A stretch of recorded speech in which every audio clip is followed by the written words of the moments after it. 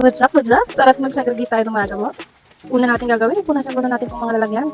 Galing pala ito sa pinagbilhan namin ng lugaw. Hinugasan lang ulit.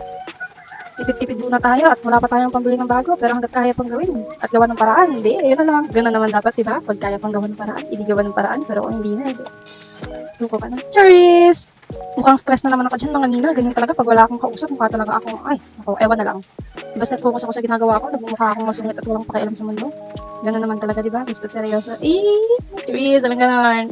Short story time. Bakit kaya ang dami kong pinupunasan ng lalagyan? Ganito kasi yan mga ni. So, ayan na naman. Kailangan ko na naman mag-explain. Ako na lang palagi. Cheers! Oh, tama na ang eme. Ito talaga kasi yun. So, ang dami naming gamot dito ngayon. Hindi naman ganun kadami. Pero may iba't ibang klaseng gamot dito. Kasi syempre, pag binibili kami, okay na yung sobra kaysa kulang. Yung tipo na, pinatira pa talagang gamot. Pero yun nga, dahil sa nakakalimutin, hindi na alam kung saan ilagay. So, ayun, bibili na naman ng isang pad. Tapos nung nakabili ka na ng isang pad, dun palalabas yung tira-tirang gamot. Ay, o, diba? May pa-smell test pa ako dyan. Mamaya, may panislat gagamitin ka pa rin. Nahihirap na. Alam niyo naman, galing lang yun sa pinagamitan. Pinaglagyan namin ng lugar, no? Hindi katagal na, tinugasan lang. Hindi ko nga mawari kung ilang lalagyanan nga ba ang nagamit ko. Basta, alam ko, nagamit namin lahat. Ay, nagamit talaga. So, sobrang dami ba naman iba't ibang klaseng gamot ang nabili namin. Teka, ayusin ko muna to. Alam niyo naman, gusto nanay lalo na breastfeeding, ay halos hindi na maayos yung damit. O, may EM na naman dyan. Ang gaganda minsan ng damit mo. Paano mo nasabing hindi mo maayos yung damit mo? Hapyaw na lang din. O, chika na tayo dito. Hindi lahat ng damit ko ay mamahalin. So, simula na tayo dito sa gamot na to. May pinamik. May pinutol. Bakit parang ayaw i-share yung about sa damit? One content. Tatatay muna tayo. Nandito tayo sa medicine. Kayo talaga. Abangers talaga kayo eh. Hilig-hilig kasi na iba dyan mabang sa buhay ko eh. Ganto ko. Ganto. Ganyan. Tapos kukwento din sa iba. Kay gagaling-galing no. So, ayan na nga. Nagsisimula na akong gumupit ng aking gamot. Ng aming gamot. So, una may pinamik. So, yan guys. Sabi ko sa inyo. Diba? Hindi po no. Pero kala mo naman eh. Hindi na lang pinagsama-sama sa isang lalagyan. May gamot pala ako dyan na hindi pa pakita mami ha. Huwag kayong kalma lang, kalmahan nyo lang. Basta ang mahalaga marami ako iba't ibang klaseng gamot. May mga gamot din pala dito mga folic, pampakapit. Kasi nung times ko, gusto nila na uminom ako lagi ng pampakapit. Kasi nga, ganun ako kasalan, magbuntis. So ayun, si matigas ang ulo, kasi natakot niya ako, baka magkaroon ng effect kay baby. So hindi ko rin ininom. Bumili lang ako ng marami. Okay? Tapos, ayun, tinampak ko lang. So, tagal pa naman na expiration date niya, 2029 pa. Pero baka naman dyan, may mga preggy dyan na maselan din magbuntis at naghahanap kayo ng meds. O, eto, bibigay ko na lang, charis, sa ulian nyo, mahal na to, tapos papamigay ko lang.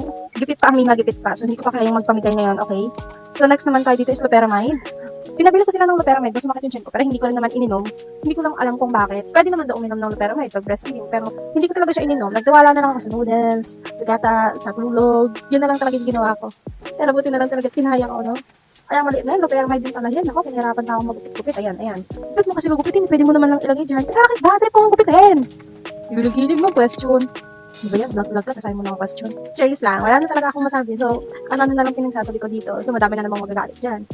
Next, nagamot naman, hindi ko alam kung ano yan. Basta ginupit ko na lang din. Yun nga sabi ko, sobra-sobra ko nung pagbubuntis ko, hindi ko rin sila naubos.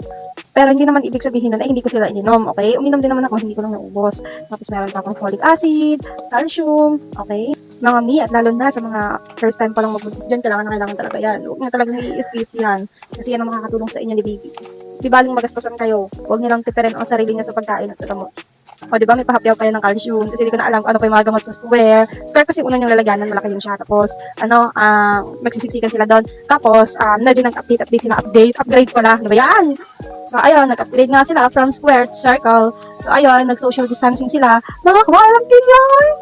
But actually, sila lang talaga yung gumagamit ng meds dito. Hindi talaga ako mahilig uminom ng gamot. Pero lagi akong nire-resetahan ng gamot. O, diba? Tira ng traidor. Smile lang yarn. Parang in real life, no? Pangiti-ngiti pa sa atin, dinatraidor na pala tayo. Tunay na may ganun. Nakakala nyo wala. Walang tunay sa inyo. O, siya. Patapos na rin naman ako dito. So, dami na naman kayo natutunan sa akin, no? Puro mga walang kakwentahan na bagay. Pero, meaning, turuan ngayon ba? So, yun lang. Baka magwala pa ako dito. That's it for today's video. Bye! Arrange ko na to.